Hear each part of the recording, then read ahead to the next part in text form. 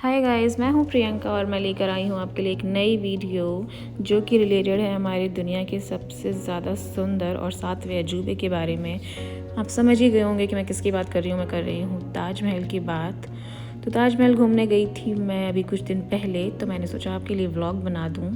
तो हम अभी एंट्री करने ही वाले हैं, आप सामने देख सकते हैं।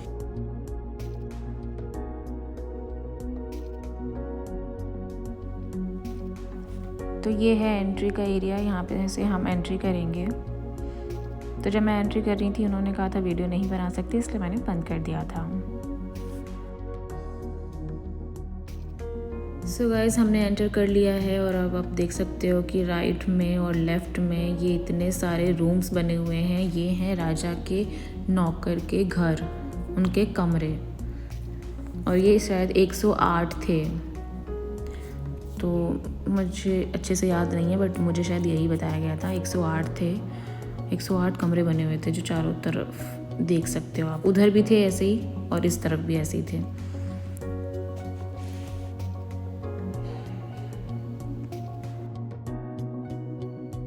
तो अब जो आपको सामने बिल्डिंग नज़र आ रही है वो है मेन गेट, जहाँ से हम ताजमहल के लिए एंट्री करेंगे। इसके गेट से भी ताजमहल अंदर से दिखता है, उसका मेन गेट दिखता है।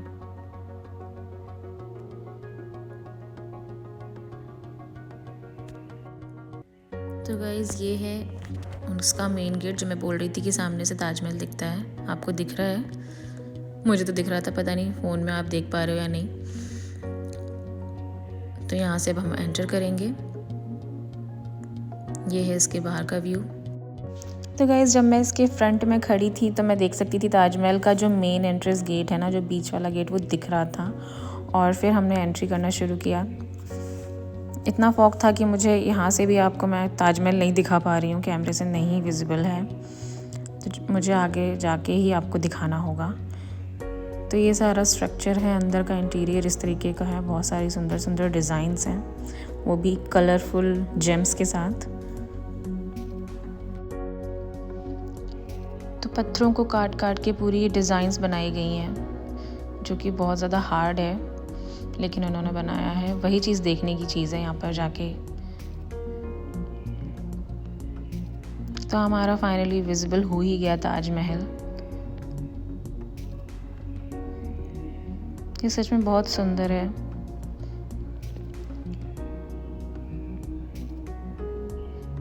और काफ़ी कम भीड़ थी, इस वजह से अच्छा भी लग रहा था, घूमने में भी अच्छा लग रहा था। जब रश होता है तो अच्छा नहीं लगता है। जब मैं पहले गई थी तो बहुत ज़्यादा रश था, अब तो कम थी भीड़, और मौसम भी बहुत सही था, अच्छा लग रहा था मुझे। ये देखिए बिल्डिंग कितनी सुंदर है, काफ़ी ज़्यादा चमक भी रहा था वो। फिर अभी हमें जाना था फर्स्ट फ्लोर पे, तो हम फर्स्ट फ्लोर पे जाने के लिए रेडी हैं और हम लोग यहाँ से जा रहे हैं।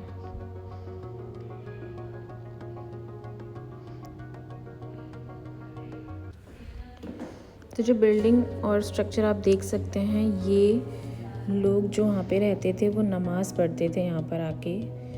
तो यहाँ पे नमाज़ पढ़ी जाती थी। ये वो एरिया है। और ये ताजमहल के जैसे ही आप एंट्री करेंगे ताजमहल के, अगर आप एंट्री कर रहे हैं, आपका फेस ताजमहल की तरफ है, तो ये लेफ़्ट हैंड साइड पड़ेगा जहाँ पे लोग नमाज़ पढ़ते थे। ये लेफ़्ट तरफ से ताजमहल सेम ही दिखता है। आगे से देखो, लेफ़्ट से देखो, राइट से तो सेम ही दिखता है, बट बहुत सुंदर है। तो गाइज़, अब मैं आपको दिखाऊंगी ताजमहल के पीछे का व्यू, जो है एक नदी और ग्राउंड, और वहाँ पर उस दूर मुझे दिख रहा था, जो कि मैं कैप्चर नहीं कर पाई। वहाँ पे बताया जाता है कि काले पत्थर का ताजमहल भी बनाया जा रहा था, लेकिन आगे उस पर रोक लग गया और वो उसको नहीं बनाया गया। फिर उसके जो ताजमहल के आपको राइट साइड जो आपको बिल्डिंग नज़र आ रही है, ये राइट साइड में थी। ये है गेस्ट हाउस। राजा यहाँ पे अपने गेस्ट लोगों को ठहराते थे, वो यहाँ रुकते थे और बस उनकी खातिरदारी होती थी। तो एक तरीके से गेस्ट हाउस है, सेम वैसे ही था जैसे नमाज वाला था, स्ट्रक्चर सेम था। बड़े बड़े हॉल्स थे, अंदर हॉल टाइप के रूम थे। और ये वो वाला एरिया, जब आप ताजमहल देख के बाहर की तरफ निकलते हो तो यहाँ पे वॉशरूम के लिए लोग जा रहे थे, वहाँ पे वॉशरूम था। तो बस यही इतना ही था, जो भी था ग्राउंड्स थे ये, उधर से हम निकल के आए थे।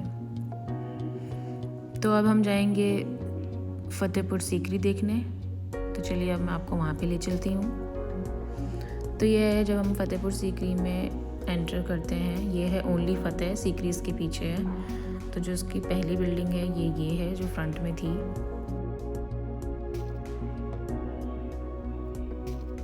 तो ये जो स्ट्रक्चर है, जो बिल्डिंग है, वो है राजा की ऑफिशियल बिल्डिंग, जहाँ से मतलब जहाँ पे राजा खड़े होकर मंत्री वगैरह से बात करते थे अंदर की तरफ। मैं आपको भी अंदर की तरफ भी दिखाऊंगी।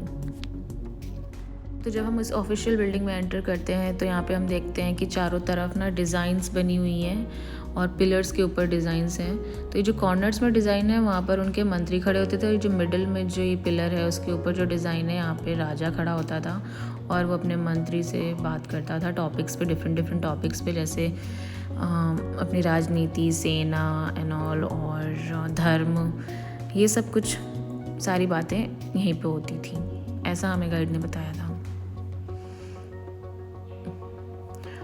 फिर मैं आपको दिखाती हूँ इसके बाहर का एरिया। ये इसके बाहर का एरिया था जो बिल्डिंग के बाहर था। मैंने इसे पूरे एरिया को कवर करने की कोशिश की है। आप देख सकते हैं कितना ज़्यादा बड़ा एरिया था ये, मतलब अंदर ही पूरी दुनिया बसी हुई थी। तो ये जो ऑफिशियल बिल्डिंग थी वो बाहर से कुछ इस तरीके से दिखती है। और राजा का ये ग्राउंड था, मतलब यहाँ पर मैंने सुना था कि यहाँ पे ना वो खेलते थे, जैसे चेस वगैरह होता है ना, वहाँ पे वो खेलते थे। ये जो बिल्डिंग दिखा रही हूँ, यहाँ पर उनके एस्ट्रोलॉजर बैठते थे जो एस्ट्रोलॉजी से बताते थे कि आज ये शुभ दिन है, ये कपड़े पहनो, इस कलर का कपड़े पहनो, दान दो, ये सब। ये जो बिल्डिंग देख रहे हो, यहाँ पे राजा अपनी रानी के साथ ऊपर जाके गर्मियों में बैठते थे। इसके साइड में जो ये बिल्डिंग आप देख रहे हो, यहाँ पर मतलब महिलाएं, सिर्फ स्पेशली महिलाएं पढ़ती थीं। स्कूल या कॉलेज जो भी है, यहाँ पे स्पेशली महिलाएं ही पढ़ सकती थी, ये जेंट्स के लिए अलाउड नहीं था, स्पेशली महिलाओं के लिए ये बिल्डिंग बनाई गई थी। यहाँ पे भी ज़्यादा भीड़ नहीं थी, काफ़ी लोग अपनी फैमिलीज़ के साथ आए हुए थे।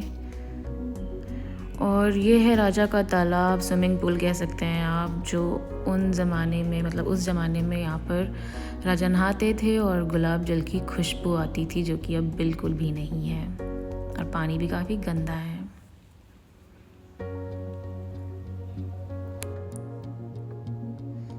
तो चलिए गाइस आगे बढ़ते हैं। तो ये है शीश कक्ष महल। इसमें बताया जाता है कि जो भी रानी जिसके लिए बनाया था, वो रानी अगर बीच में खड़ी होती थी तो इसमें इतने मिरर्स लगे थे उस टाइम पे कि उसका हर मिरर में फेस दिखता था, उसका फेस ही दिखता था, ऑब्वियसली फेस दिखेगा, तो वो पूरे सारे शीशों में दिखती थी। और फिर हम जब आगे बढ़ते हैं तो हम देखते हैं कि ये जोधाबाई का एरिया था, जोधाबाई की किचन थी ये। तो आप देख सकते हो किचन कितनी बड़ी थी, कितने ज़्यादा एरिया में बनी हुई थी। और इसके ऊपर जो आप देख रहे हो झुमके के डिज़ाइंस बने हुए हैं, जो कि राजा जोधाबाई के लिए बनवाते थे, वो यहाँ पर भी बनाए गए हैं। तो यहाँ पे सिर्फ वेज खाना ही बनता था, स्पेशली जोधाबाई ही बनाती थी, उन्हीं का किचन था ये। चलिए ले चलते हैं हम आपको अब जोधाबाई के महल के अंदर। तो अभी हम एंटर कर रहे हैं। उनके अलग अलग एरिया पे अलग अलग वो रहती थी, जैसे कि सर्दियों में अलग जगह पे रहती थी, गर्मियों में अलग जगह पे रहती थी। उनके दो महल बने हुए थे। इस तरफ एक तरफ मतलब जैसे ही एंट्री करेंगे राइट तरफ वो गर्मियों का महल था, और लेफ़्ट की तरफ सर्दियों वाला महल था, और सामने ही वो पूजा करने का एक महल था जहाँ पे सिर्फ पूजा करती थी और सारी मूर्तियाँ और फोटोज़ थी। बहुत ज़्यादा बड़े एरिया में बना हुआ था। फिर उसके बाद उसी के पीछे हम जाते हैं तो ये है सीकरी वाला एरिया। यहाँ पे इसको सीकरी बोलते हैं। तो फतेह है वो, और ये सीकरी है, दोनों को मिला के फतेहपुर सीकरी है। ये उसके जस्ट पीछे ही है ये वाला एरिया। तो ये जितने भी आपको ये दिख रहे हैं गेट्स, उसके अंदर छोटे छोटे गेट्स दिख रहे हैं, तो ये सारे रूम्स हैं जो यहाँ पे रहते थे ना, सेना, सैनिक, नौकर, ये उन सब के रूम्स हैं। और ये चारों तरफ बने हुए हैं। बीच में एक मस्जिद है वाइट कलर का, जो मैं आपको अभी दिखाऊंगी। और ये है सबसे ऊंचा गेट दुनिया का, 176 मीटर ऊंचा। और ये है पूजा वाला एरिया, वाइट कलर की जो बिल्डिंग है। और यहाँ पर बताते हैं जो सैनिक मर जाते थे उनको दफनाया जाता था। ये है उनके जस्ट जैसे आप एंटर करेंगे इस बिल्डिंग में, वो ये था आपके राइट साइड में। और ये अंदर लेडीज़ को दफनाया जाता था, बाहर जेंट्स को दफनाया जाता था। तो ये उनकी सबकी कब्र हैं। इन पे गलती से भी पैर रखना बहुत ज़्यादा खतरनाक हो सकता है, अच्छी बात नहीं है मतलब, इसलिए पैर नहीं रखना चाहिए। और फिर जब उस गेट से हम बाहर निकलते हैं, जो सबसे बड़ा गेट है दुनिया का, उस गेट से बाहर निकलते ही हम पूरा शहर देख सकते हैं। और ये है बाहर से व्यू उसका, गेट का, जो कि मैं कैप्चर भी नहीं कर पा रही थी एक बार में। कितना ऊंचा है देखिए। इस पे भी इतनी सुंदर सुंदर कलाकारी दिखाई जा रही थी, सुंदर सुंदर डिज़ाइन बनी थी। तो इतना डिफ़िकल्ट वर्क उन्होंने पहले के ज़माने में किया विदाउट एनी मशीन, तो कितना ज़्यादा हार्ड वर्क था।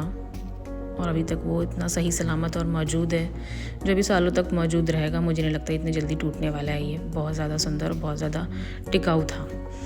तो आज के लिए बस इतना ही गाइस। बहुत सारा चीज़ मैंने आज देखा और बहुत सारी इन्फॉर्मेशन इकट्ठी की और काफ़ी ज़्यादा अच्छा लगा। इस मौसम में घूम के अच्छा भी लगा। तो आज के लिए बस इतना ही। मिलेंगे नेक्स्ट टाइम। अच्छी सी वीडियो फिर से मैं आपके लिए लेकर आऊँगी। अगर आज की वीडियो आपको अच्छी लगी हो तो लाइक, सब्सक्राइब और शेयर करना मत भूलिएगा। और अपना ख्याल रखिएगा ठंड में। तो thank you for watching this video. Bye bye.